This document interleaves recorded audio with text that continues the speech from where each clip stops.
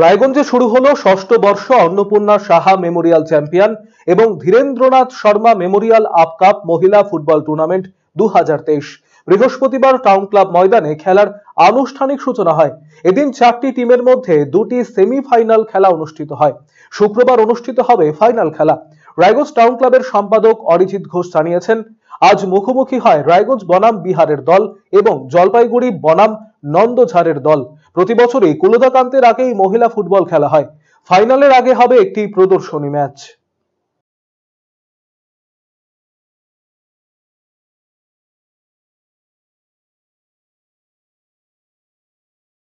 আজকে হচ্ছে একটা মহিলাদের টুর্নামেন্ট, 4টা টিম নিয়ে আমরা করে থাকি। আজকে 2টো সেমিফাইনাল হবে, কালকে ফাইনাল হবে। আর ফাইনালের আগে একটা প্রদর্শনী খেলা হবে, 13 বছর বয়েজ U13 বয়েজ খেলা হবে প্রদর্শনী। আজকে কার কার সাথে খেলা আছে? আজকে আছে রায়গঞ্জের টিম একটা আছে আর বিহারের টিম আছে, এবং 4টা টিমই আজকে খেলবে। এবং জলপাইগুড়ির একটা টিম আছে আর একটা হচ্ছে নন্দঝাড় ইসলামপুরের টিম আছে। বলছি যে কি টুর্নামেন্ট এটা? এটা ষষ্ঠতম অন্নপূর্ণা সাহা মেমোরিয়াল ও Dhirendranath Sharma memorial runners up cup. এই টুর্নামেন্টটা আমরা 6 বছর ধরে করছি। ঠিক কুলদাকান্ত শিল্ডের আগের দুদিন এই টুর্নামেন্টটা প্রতি বছরই হয়ে থাকে। কীরকম দর্শক আশা করছেন?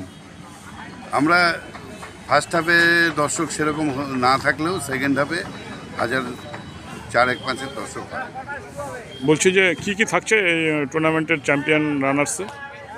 চ্যাম্পিয়ন রানার্স তো ট্রফি থাকছেই, তার সাথে আর্থিক কিছু সাহায্য থাকে, আমাদের প্রাইজ থাকে। তাছাড়া best player, man of the match, man of the tournament, এভাবে আরও কিছু প্রাইজ থাকে।